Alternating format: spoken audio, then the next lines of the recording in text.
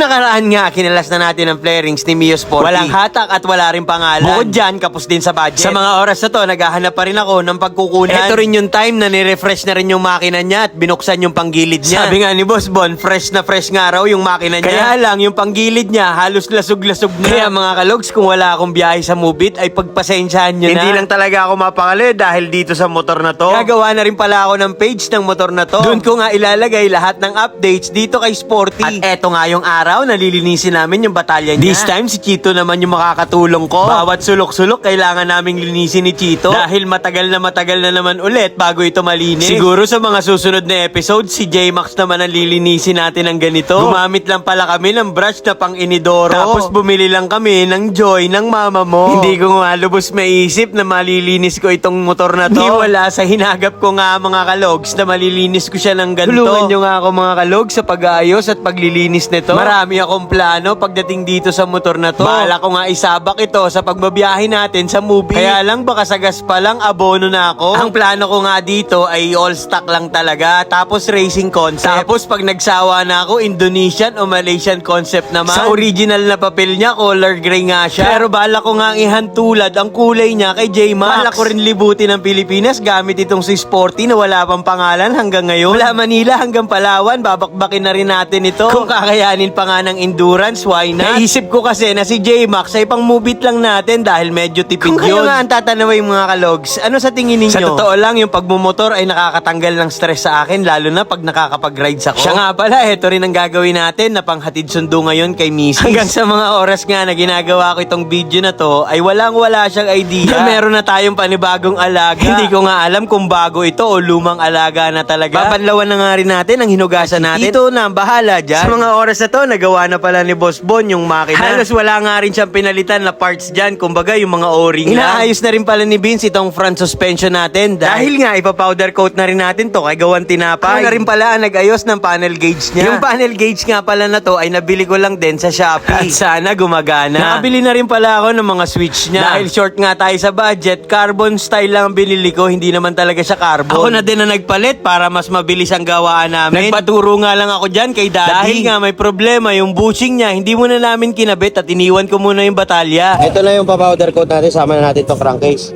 Tsaka yung shock. Yan, pa-powder coat na rin natin yan kay Boss T. Tapos yung Mags. Sa'yo na yung mags. Ayan, palalamog ko na ngayon.